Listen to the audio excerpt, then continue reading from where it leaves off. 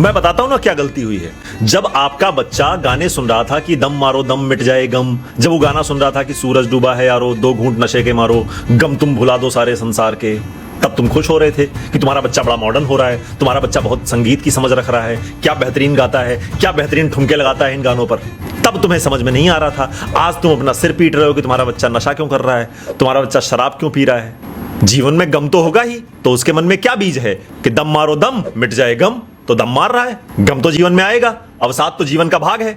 और जब दुख आएगा उसके जीवन में, तो चूंकि उसने पढ़ा है कि सूरज डूबा है यारो, दो घूंट नशे के मारो, तो दो घूंट नशे के मारो और गम तुम भुला दो सारे संसार के।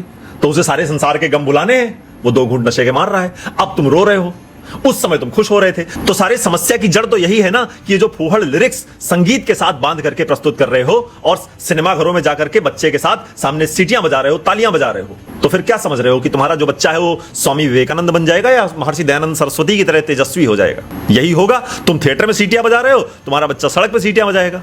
और फिर उसके बाद बच्चे के सिर पे बैठ जाना, कहना कि तुम्हारे पास संस्कार नहीं है। और अगर किसी दूसरे का बच्चा हो तब तो फिर कहना ही क्या।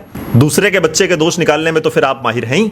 तो एक संस्कृति के रूप में आपको समझना पड़ेगा कि आपका भी कुछ उत्तरदायित्व है। आपको भी समझना पड़ेगा कि संगीत और फूहड़ लिरिक्स में क्या अंतर होता है। ये उस बच्चे के मन में, उसके अवचेतन मस्तिष्क में बचपन से ही डालना होगा।